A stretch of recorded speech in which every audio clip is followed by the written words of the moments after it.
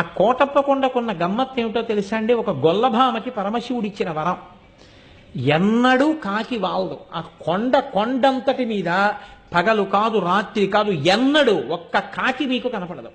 కొండ ఎక్కుతుంటే బోల్డని కాకులు కనపడతాయి. మీరు వెళ్ళేటప్పుడే చూడండి. మీరు కొండ ఎక్కుతారు కాబట్టి కోటప్ప కొండ ఎక్కేటప్పుడు చూడండి. కోటప్ప కొండ కింద బోల్డని కాకులు ఉంటాయి. కోటప్ప కొండ ఎక్కడం మొదలెట్టినప్పటి నుంచి చూడండి, ఒక్క కాకి అంటే ఒక్క కాకి మీకు ఆ కొండ మీద వాలదు. ఎక్కడ ఓ చెట్టు మీద రాతి మీద వాలదు.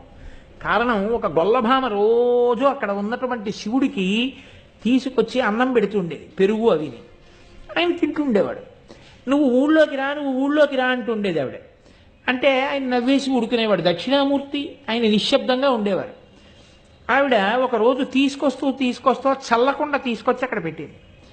పెట్టి కూర్చుంది బడలికి. కూర్చుంటే ఒక